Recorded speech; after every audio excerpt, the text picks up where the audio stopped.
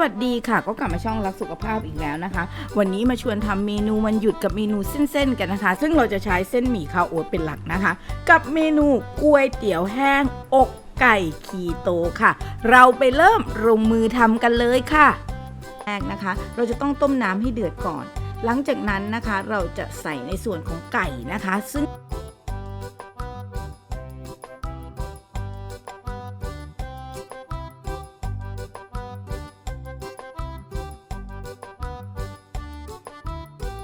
เราจะใช้โครงไก่นะคะโดยประมาณ1โครงนะคะปิดฝาต้มทิ้งไว้อย่างนี้นะคะจนเดือดค่ะพอเดือดแล้วนะคะหลีไฟลงค่ะและใช้นะคะในส่วนของกระบวยนะคะ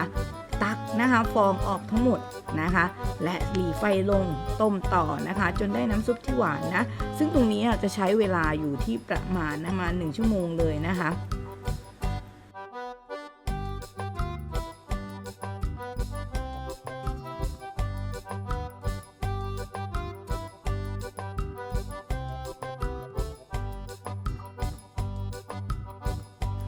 เพื่อนๆนะคะสามารถใส่ในส่วนของหัวหอมใหญ่ลงไปได้นะเพื่อจะได้รสชาติที่หวานมากยิ่งขึ้นค่ะ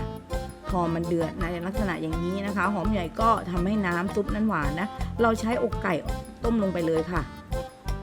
ต้มจนเดือดนะระหว่างนี้นะคะระหว่างรออกไก่เดือดเพื่อจะฉีกอกไก่ออกนะคะเราจะมาทำน้ำนะคะในส่วนของซอสกันนะคะซึ่งเราจะใช้นะคะน้ำตาลรอห้างกล้วยนะคะตามด้วยน้ำปลาคีโตรวมถึงนะคะซอสปรุงรสคีโตค่ะตามด้วยนะคะน้ำส้มสายชูค่ะและตามด้วยซีอิ๊วดำคีโตค่ะคนส่วนผสมให้เข้ากันเอาไปตั้งไฟนะคะให้เดือดนะคะ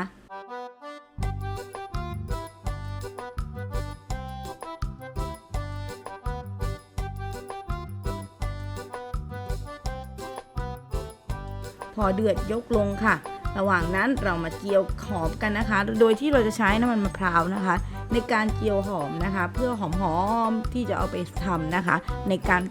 โรยนะคะในการโรยก๋วยเตี๋ยวแห้งคีโตกันนะคะหลังจากนั้นเรามาลวกเส้นหมี่นะคะซึ่งเราจะใช้เส้นหมี่ข้าวโอ๊ตนะคะลวกค่ะ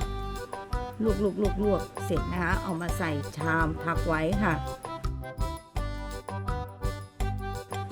ลูกชิ้นนะคะซึ่งเราจะใช้ลูกชิ้นนะคะไก่คีโตเหมือนกันนะ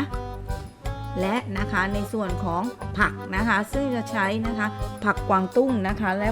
ถั่วงอกนะคะเอาไปลวกค่ะจัดใส่จานทั้งหมดนะคะ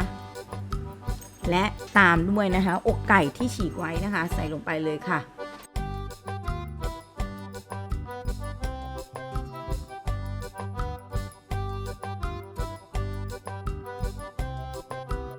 และใส่น้ำราดลงไปค่ะและนะคะกระเทียมเจียวค่ะตามด้วยผงอัลมอนด์ป่นค่ะตามด้วยพริกป่นค่ะคลุกเคล้า